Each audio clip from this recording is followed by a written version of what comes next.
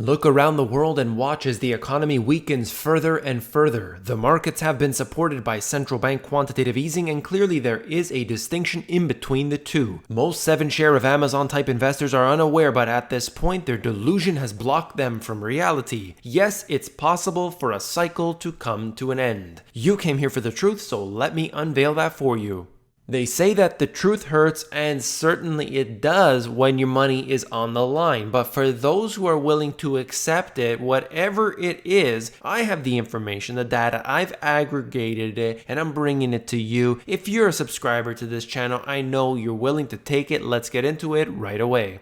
I wanted to begin with this. China sets the midpoint of their currency at 6.9996 per dollar. That's slightly weaker than expected. And we see this all the time. Where they set their expectations and what actually happens is really a dramatic effect. Now you can see in this case here, we've been watching how the markets have been reacting, how both sides have been putting everything they have into this. The trade issues are intense. This battle is escalating, and this is just one of those points. We can see that their currency has been weakened. Whether it's intentional or not doesn't really matter. All you can see here is that this has been the case where the tariffs have an impact, and then their currency weakening obviously gives them some benefit as a result. Like I said, whether it's intentional or not, doesn't really matter. The effect of which is what we track here. Now, this is going to lead me into the next points I want to make. I want to talk about what the central banks are doing. I want to talk about the effect on the bond market and so much more. Let's look at this first. Yields are collapsing and gold is soaring. That's raising concern about the impact of the trade issues on the economy. Investors need to be prudent and cautious here. The majority of investors, the big investors, they are reallocating their portfolios. Whenever I talk about this, there are always some people out there who simply do not understand, and they are going to hang on for dear life. Now, maybe they see Warren Buffett, who likes to hang on for a long period of time, but you are not an insider like Warren Buffett, so the way that you play the game should definitely be different. That's my opinion. Of course, look at the data and you do what you want. On the bottom here, they had something to mention that I wanted to really get into. On top of that, you are seeing more and more money going into German bonds. That's going to scare people because they're continuing to move money. At the end of last year, there was $8 trillion in negative yields. Currently, right now, we're at $15 trillion in negative yielding bonds. This is insane. Globally, we are watching the value of money declining before our eyes, but people look at their 7 shares of Amazon and they think that everything is fine. This is showing you the value of money and what is happening. You have to look at the second and third level data. If you're looking at what they present you right in front of your face, you're never going to see it. You got to look beyond it. It's difficult sometimes, but you have to. There's no other way to put it. They're not going to warn you of when the cycle is ending. They're not going to tell you when the recession is happening until it's already there. You need to be wise. You can see the big change in between global stocks and global bond yields. Very different right now. The global stocks have been rising somewhat, although right now you can see that it is actually at the same level it was at back in January of 2018. January 2018 up until today, we are looking at over a year and a half, and right now we are watching the stock market in the red. Now, where it goes over the next little while, we'll have to see, but it just shows you that even after all of the quantitative easing and this cycle that is now changing over with more and more interest rate declines, interest rate cuts, this is going still in the same region, in the same band for this period of time. And look what's happening with the bond yields. We are watching investors pouring money into bonds right now. This has been going on all throughout 2019. In fact, we've been seeing it since the middle of last year. There was a big change that was going on. Clearly a divergence in between these two, and you can see something very, very unusual that only occurs in certain instances. Right now is one of those. 10-year yield drops under 1.6%, 30-year yield nears record low as collapse in rates accelerates. Now, if you look at the image I showed you at the front of this video, I said the yields are collapsing. People are going to freak out. They're going to say, why are you saying this? Why are you always talking about this? I'm simply quoting from these articles and yet taking the criticism. It's okay. Anyway, look at the 10-year treasury yield at the bottom there. You could see it falling off of a cliff. It is is going absolutely insane right now. Money is flowing in, and if you look at the EPFR data, it shows you that money is actually leaving these equities, and that's something that's very surprising to most because you're looking at all of the stocks that are out there and it's hard to believe, but this is the case. This is an actual fact. When you have these record stock buybacks, then of course you can manipulate this for a period of time. But if you see what happened back in 2007, 2008, I already did a video about this, and there was many people that were denying it, but they will not do stock buybacks if the stocks are not doing well, if their earnings are not doing well. If they are having some troubles, then they don't buy back their stock. They wait for a better opportunity. It happened last time. Look at the time before. Look at the time before. You will see this is the case. Okay, people need to understand what is going on and not necessarily just think the way that it's been over the past couple of years is the way it's going to be in the next few years. That is foolish.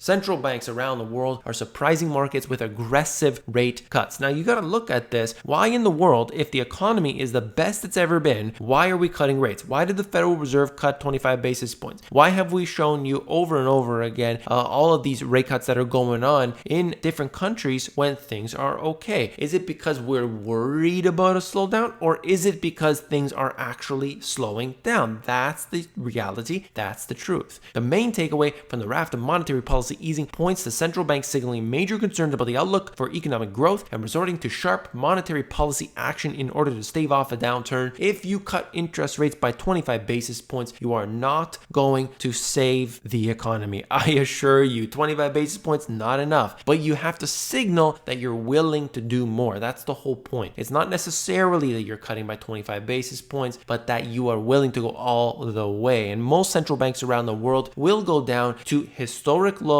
and probably into the negative. It depends on which one. However, I do see that this is going to be pervasive all around the world. The latest round of cuts, along with the trade issues uncertainty, has been in making investors rush to safer assets such as government bonds and gold right now. Gold is at the highest it's been in 6 years, I believe, and that just shows you how worried people are today because they don't go into gold. I'm talking about the fund managers and so on. They don't look into gold until it's right at the very end. They know something crazy is going on. That's when they put their money in. They are not investing in, let's say, the first stage of the bull market. That's for sure.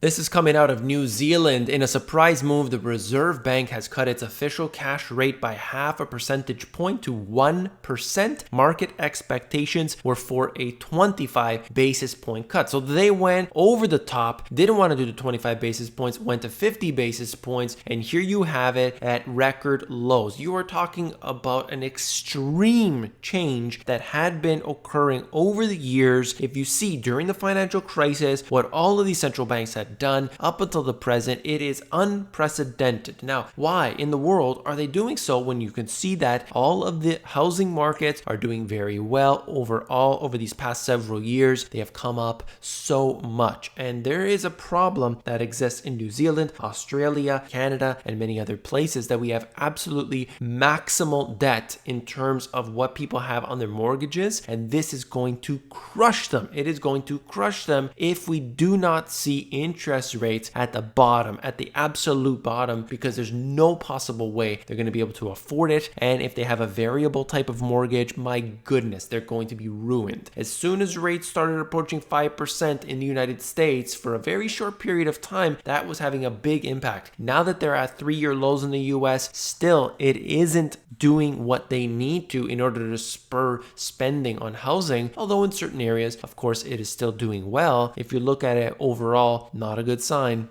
4 major banks have announced cuts to home loans and savings rates in the wake of the Reserve Bank's official cash rate cut. Of course, this is what they always do. The central bank cuts, then the commercial banks will go out there, try to get people lending and borrowing, and this is not going to be very good for the future, of course, but that's the kind of world that we live in today. Dove's World. More easing than expected arrives in New Zealand, India, and Thailand. You could see on this chart what they're doing. And of course, all of them are trending the same way. You have to understand what this central bank policy is all about. It is bringing interest rates down to zero and into the negative. That's what they want to do. And the majority of people don't see anything wrong with this. If you need to, go ahead and do it. But of course, you could not be further from the truth. This is going to spell disaster. They do not have enough firepower to fight the next recession, and people are going to learn why this was a big mistake. Here you can look at the Reserve Bank of New Zealand as well as the Reserve Bank of Australia, both doing the exact same thing. Since the financial crisis, we have watched interest rates declining. Okay, now why has this been the case? If we have seen a boom during this period, we have watched housing prices increase throughout this period. We have watched the jobs market doing well, supposedly. We have watched unemployment rates decline, and yet you're bringing interest rates down to a historic low. They've never been this low before. Even in response to the financial crisis, they were in between, according to this, let's say between 2 and 3%, 2.5% to 3%. Now, ever since then, you've been bringing them lower. Well, why? Because the slowdown has been there. I've been talking about this. If you've been following the channel, you know exactly what's going on. And here you can see the weakness that is persisting into the next cycle. The only problem is the floor isn't too far away. Now, we're obviously going to watch this go down into the negative, and we're going to see the worst crisis that we have ever had to deal with. And this will be a global problem. It's not going to be one or two countries this time around. Now, I'm running long. Let's move it quickly. Asset purchases, if the ECB and others take that path, will be less effective this time than they were in the past. Conventional policy space is limited if you're looking at interest rates. Unconventional policy is of limited effectiveness. QE doesn't work the way that they want, of course. So the next time around, they're going to have to print way more money. They're going to have to bring interest rates down way further to have the same effect that it did last time. Okay, that's what we are going with today. This is crazy, but this is what we're going to do. Many people think, well, all they had to do was print a few $1 trillion. Nothing really happened as a result. Look, inflation's low, therefore they can do it again and they'll save it. But as you can see, it has less of an effect. Just like a drug addict, just like an alcoholic, the tolerance is built up. And of course, you will see this time and time again, the failures that occur throughout the cycles. Here they're talking about the manufacturing weakening all around the world. I want to show you more about that in just a second. Looking grim. One of the market's most trusted recession indicators is at pre-crisis lows. Here you can see the 10-year minus the 3-month. This has been collapsing. We have watched this occurring. I've shown you the data on this many times before. The last time this happened, we had a recession. This is one of the best indicators that you can find, but of course, the market will ignore it. Manufacturers across Asia and Europe are hurt by the trade war and weak demand. Euro area, China, South Korea, Japan, all of these are looking very weak over the last year, and it will persist for the foreseeable future unless something major changes. I just wanted to end with this here. How do negative interest rates work? Badly. Well, it's a funny cartoon. I just wanted to end with a little bit of humor because this is the truth. This is the reality of the situation. Negative interest rates will not work, and the central banks will have to inflate the currencies beyond what we've ever seen before into worthless confetti. That's all for this video. If you found it informative, please hit that thumbs up button. I do appreciate it. You are supporting me simply by clicking that one button. Thank you very much. If you want the financial education you were not taught in school, these two books have everything you need from top to bottom, A to Z. You can get all the details at the link in the description. If you want the audiobook, it's available at themoneygps.com. If you want to check out any of the podcasts, you can see this on your iTunes or any other service that you use. It should be available on all of them now, so definitely check that out. And if you want to check out the real deal information that is not disclosed to you out there in the mainstream media, watch this video. I break it all down. See you there.